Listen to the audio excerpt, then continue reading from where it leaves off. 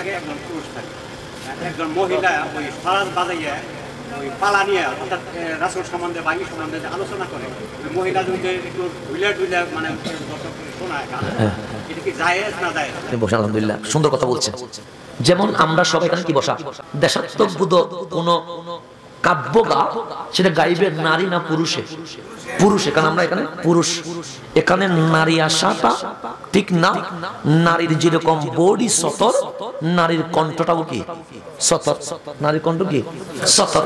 সেই জন্য নারী ওপেনে এসে কোন গান বা কথা বক্তব্য দিবে, এটা ইসলাম কি করে না, সাপোর্ট করে না। হ্যাঁ, নারীরা পর্দার ভিতরে, নারীদেরকে নিয়ে ওরা যেভাবে করলে ইসলামের ইজ্জত সম্মান আবরু রক্ষা হবে, তারা সেইভাবে করতে পারবে নারীরা নারীদের ভেতরে।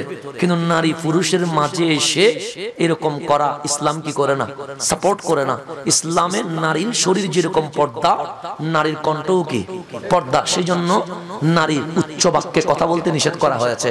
যেমন নারীর স্বামীর সামনে উচ্চ বাক্যে কথা বলতে পারবে, বাবার সামনে। কিন্তু আমার করে মেহমান গিয়েছে, আমার বউ এমন ভাবে কথা বলতে পারবে না যেন আমার বউয়ের কণ্ঠ মেহমান কি করে শুনে, এরকম কথা বলার সিস্টেম নাই। সেই জন্য নবীজির বিবিরা নবীর সাথে যখন কথা বলতেন খুব নম্র হাসি মুখে কথা বলতেন, কিন্তু যখন অন্যের সাথে কথা বলতেন তখন একটু কড়াভাবে কথা বলতেন। কেন? নারীদের কণ্ঠ দুর্বল হয়, যাতে আমাদেরকে শিক্ষা দিয়েছেন নারীর শরীর যেরকম সতর, নারীর কণ্ঠও সেরকম কি সতর। বাউল গান যদি ভালো হয়, ইসলামের পক্ষে হয়, জায়েজ হবে। যদি ইসলামের বিপরীত হয়, শরীয়ত বিরোধী হয়, জায়েজ নাই। তবে পুরুষের মঞ্চে পুরুষে, কিন্তু নারী আসার কোনো কি নাই, সুযোগ নাই। সেক্ষেত্রে এগুলো একটা সিস্টেমগুলো একটু রক্ষা করবেন। আর বাদ্য বাজনা নিয়ে ইসলামের মধ্যে কিছু ফতোয়া আছে, এগুলো ঘন্টার উপর লাগবে, কারণ এগুলো খাজা আজমির এর উপরে কিতাব লিখেছেন। এরকম সেমার উপরে অসংখ্য কিতাব আছে। আমি বিশেষ করে আল আজহার এর উপর গবেষণামূলক একটা কিতাব, যেটা বাংলা হওয়া খুবই প্রয়োজন, কারণ বর্তমান সামার নাম দিয়ে শরীয়ত বিরোধী অনেক কাজ হয়।